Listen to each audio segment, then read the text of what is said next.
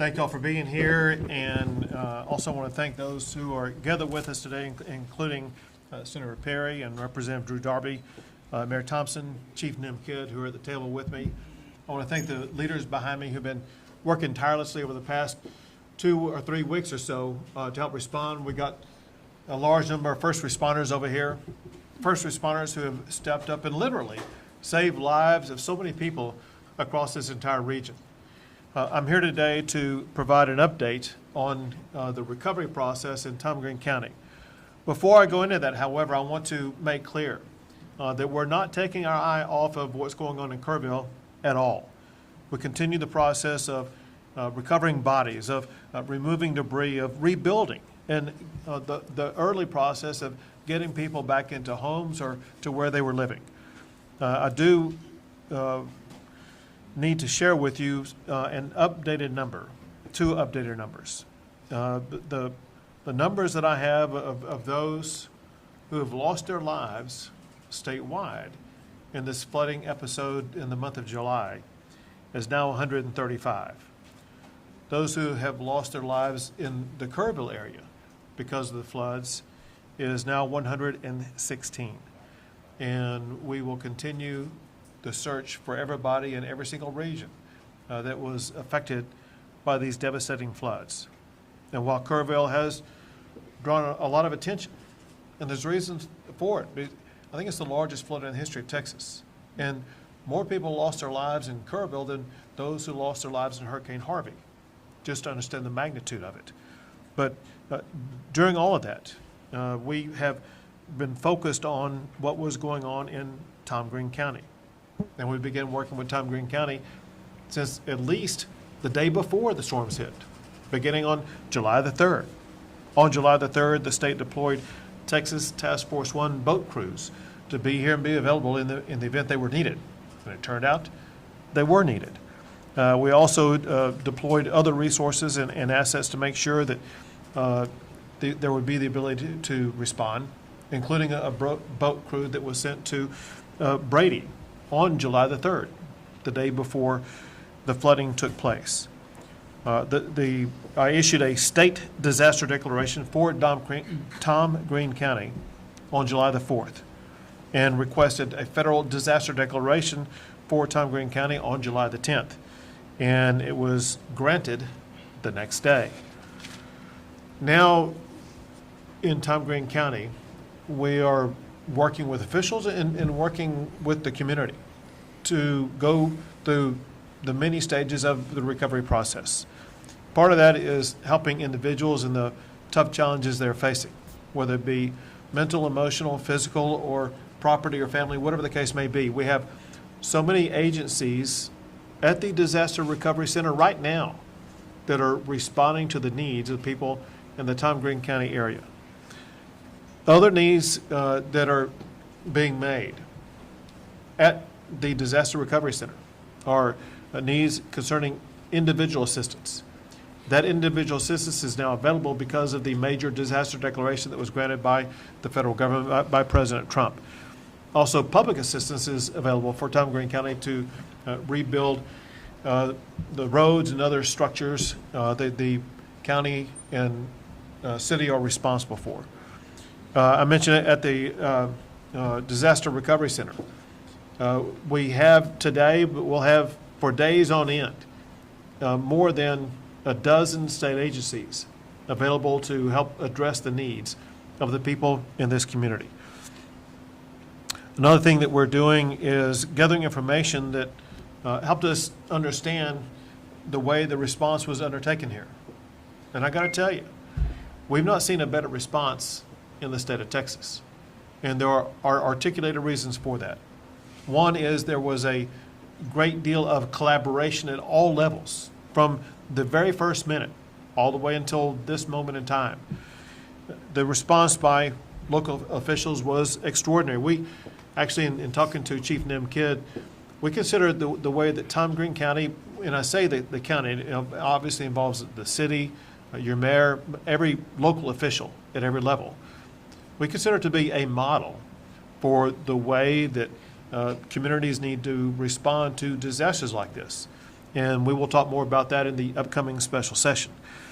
But in talking to the officials about why they responded the way they did, they talked about being trained for events like this months in advance, being organized and then executing on what the game plan was, but also maintaining a sense of compassion for the needs of the people of this community. Most importantly, they prioritized saving lives. In any type of disaster, saving lives is the first and foremost thing that everybody should have. And that's exactly what took place here. I've heard so many stories about so many rescues that have taken place. Rescues that literally saved lives. Had it not been for those rescues, dozens of people in this community would have lost their life. And there are others that may not have lost their life, but they were still rescued, and they are now able to move forward because of the fact they were rescued. I had the chance to visit with local residents, and I wanted their input on what they were seeing and experiencing. And some words always came up, and that is that they said in San Angelo, we're one community. We are neighbor helping neighbor, and we share things with each other. And you get a sense of the moral clarity and values of the people in this region that provide a sense of resilience and continuity for such a great community. One person mentioned this is neighbor helping neighbor. Others have talked about enduring relationships, that it's those relationships that help them get through these challenging times. Going forward, the state is going to remain working with Tom Green County until the recovery is complete. I mentioned a special session. As you know, we have a special session beginning on this coming Monday. And we have two leaders with us right now that will be very involved in that special session on ensuring that not just Tom Green County, but that every county across the state is going to be evaluated, and we're going to look for strategies that we can pass laws on that will make preparation for these types of events better, make response to these types of events better, to make sure that we leave this disaster in a way that puts Texas in a better position going forward than we were before this devastating storm hit our state. I know that one thing that I also hear about that I want to just mention real quick, now that the storm has passed, the needs for housing have surfaced. And we are working at the Disaster Recovery Center on addressing those housing needs. In the meeting that we were at before coming out here, we talked about the pressing need to address housing. So it's one thing that's going to be happening at the DRC here in San Angelo. It's another thing that we will talk about in the course of the special session that's upcoming. We want to make sure that as we go into it and come out of that special session, we are striving to address every need of everybody in Tom Green County before that session is over. And now, with that set up, I'm going to toss it to a senator who's going to be very involved in that special session, Senator Perry. Thank you, Governor. And I can't say enough that you came here, and it shows that Tom Green and people in it matter. And it's not true just for Tom Green, that's true for every Texan, and I appreciate your leadership. As the governor said, I don't know that the folks of Tom Green County can appreciate what was done, that had it not been for them, there would have been more lives lost. And so we're going to start the process this session, this special session. We didn't see this coming on your first call. Unfortunately, God and Mother Nature kind of had a different path, I think, for some of this. But I am confident that we will have a few hearings and figure out where we're at, what can we do better to prevent, what can we do better for mitigation, and that people will leave there hopefully informed, educated, but most importantly, hope. You know, that's the one thing that we can't do as a legislature is put hope in the hearts of the folks that have been impacted at the most deepest levels. But the guy that created the heart can. And I just hope that for those that have that certainty, that I'm thankful for that. For those that don't, I hope they run to that creator and not from that creator in these times that we face across the state. I have all the confidence in the world. The state is big enough, to what the governor just said, that not one single person will be left behind when it comes to what they need addressed, and we'll find a way to do it. I wish I had all those answers today, Governor. We could save some special session time. But I trust my 181 colleagues in the House and the Senate. They're engaged. This is a serious issue. We've been here before as a state on some level, and we will come out shining as Texas always does. But I can't say enough about the leadership at the local level that we're having a different conversation today, if not for their efforts, Governor. And I look forward to engaging them into that process to make sure other communities can see a success story and what it looks like. But we're ready to go to work. And I thank you for your leadership and setting this up for us so we can have something to work on. There you go. Thank you. Now, Representative Drew Darby. Thank you, Governor. And again, on behalf of our community, welcome to San Angelo and to the Concho Valley. Your presence here demonstrates the focus of your office and of the state organizations to help this community and this region out in this important time. And your presence is valued, and we want to publicly show you our appreciation for that.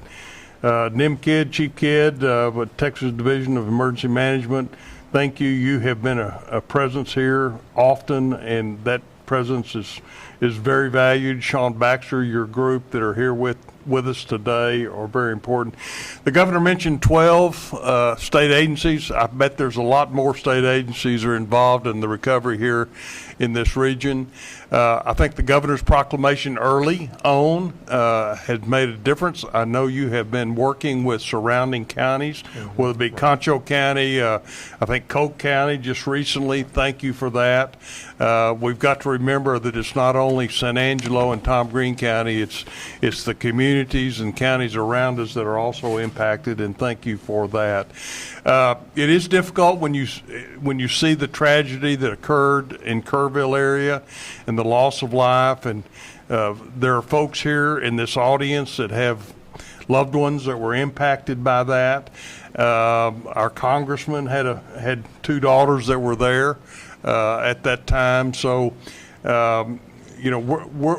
this is about, we cannot bring them back. We cannot undo that, but what we can do is learn from it. And I think that is what Senator Perry and I and you, of course, are going to carry into the special session is what can we learn from it? How can we prevent it?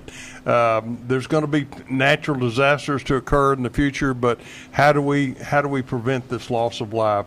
And thanks to the men and women behind us and to the first responders for your bravery, for your diligence, for your hard work and dedication to the proposition of saving our community. Thank you for that. And again, thank you all for being here. Thank you very much. Now, Mayor Thompson. First things first, thanks for coming here and seeing us. As a voice of the local people here, I want you to know that from the word go the morning of the 4th, we heard from every one of y'all, all of our first responders. Everybody became a first responder. But what was very impressive along this pattern and path was the communication downhill that said, don't let government get in your way. If you need help, let us know, and whatever you need, just ask. That rolled forward for 7-10 straight days. City, municipal, state, federal people all came lockstep together to create a response where nobody was in the way. There were no egos in the room. It was, we'll do what we need to do to get it done. We developed many private-public partnerships, especially with our nonprofits, to let them manage and execute in areas that they have expertise that maybe city, state, municipal government do not, as far as housing, volunteer management, resource control. And they did an impeccable, outstanding job. Our reaction and response was great. Our recovery is going to be how we're going to be judged. And with the flow of assets coming from, say, Kerrville, this area up here, we have the opportunity to move our recovery from months to weeks. Right. And with y'all's help and the conversations we just had, I've never been as excited or more confident that Not only is that our goal and ideal, it's also y'all's too. It's all comes down from state level. Make this happen. Take care of your citizens. We're going to help you with housing. We're going to try to help you navigate a path. Most important thing that everybody said in there was there's lots of things that we need to figure out what those are. Senator Perry, you said let's not have false expectations on what's going to happen, but we're going to execute and try to get everything out to everybody we can as soon as we can. Thank you very much. Thank you very much. Now, Chief Nimkid. Thank you, Governor, and I just want to tell the working media out there, thank you for being here with us and getting this message out, because the first responders of this community absolutely saved lives. The local leadership, from the mayor, the judge, your emergency management coordinator, police and fire chiefs, sheriff, Texas Department of Public Safety, and the game wardens working together as one organization was an amazing feat. If the rest of the state worked like that, I would probably be out of a job. The work that was done here locally is second to none. Then I've got to thank all the volunteers that are out there. We went through houses today where Samaritan's Purse and other volunteers were out there cleaning out the houses, putting the debris in the piles that it needs to be. Very few communities in this state have pre-positioned debris contracts. This one does. They're taking it seriously. Y'all are in good hands. Disasters are going to happen, but leadership like this at the local level will make that recovery so much faster. The volunteers that are out there working right now, if you see one on the street, stop and thank them. They're here for the goodness of good and the hearts and their kindness, and they will help you recover faster than any level of government ever will. So take care of your volunteers that are out here. Glad to be here with you, Governor. Thank you very much. I want to double down on what Chief Kidd said about the volunteers. I had the opportunity to meet with many of them today, but know all that they're doing. And some of them are volunteers with organizations that existed long before this, and some are just volunteering on their own right now. And what these volunteers are doing, both here in this county as well as Kerr County and counties in between, are changing the face of Texas. We would not be able to be where we are or make it through the recovery process the way that we are without the volume of volunteers that we have. And I'll add this. I've never seen such generosity from our fellow Texans in supporting their communities, those in need. And I got to tell you, what you are providing in monetary resources to help these individuals in these communities is going to accelerate that rebuilding process. Every donation that's coming in that I'm working on is going to make sure is going to someone who's going to be having a home rebuilt or an RV trailer restored, whatever the case may be. We want people back in their homes as quickly as possible. And one thing that accelerates that process are the very generous donations that are coming from our fellow Texans. And with that, we'll take a few questions. Governor Abbott, God bless you, first of all, and all of the folks that have labored to support the people of Texas here. What can we do now concerning an early warning system? I heard some of that mentioned in Kerrville, now here in San Angelo. Is there a plan in place for Texas to have an early warning system in case of flooding, tornadoes, et cetera? So, I mean, there's several several things that need to be answered to that, several responses to that. One is that in some places there are early warning systems, and in some places there are not. And what we need to do, what we are going to do in the session, is evaluate early warning systems. But we have to evaluate it, I think, through this lens. And that is that what may be needed in the Guadalupe River area could be completely different than what is needed in Tom Green County. And we need to be working with leaders and members of local communities to learn from them what is going to be best for them. I'm going to give you a very easy example. And that is, as a person who's been in Hunt, Texas, which was ground zero of where the Guadalupe River flooding took place, there is virtually no cell phone availability at any time. Cell phone warnings would have, I think they were triggered, but they largely would have been irrelevant because of the inability for people to communicate. So I'm going to add to the menu. We have to work on improving communication levels in all of these different regions. Improving communications will be a part of early warnings that we need to address. That said, I know that this senator, this representative are keenly focused on early warning systems, and we'll get something passed on it. Governor, Sean Humphrey, Fox West, Texas, thank you for being here. Over the past few weeks, since these floods started, we've seen farmers, ranchers, rural Texans really having to handle a lot of work on their own. We talked about the volunteer help. For some of those families, including one we spoke with yesterday, volunteers got there for the first time, even up to yesterday. So as you look forward and go into the special session, how can we look toward, just making sure even in those rural communities, those small places like Concho County, people are getting the help they need? So every person in every county affected by these storms is a priority, large and small.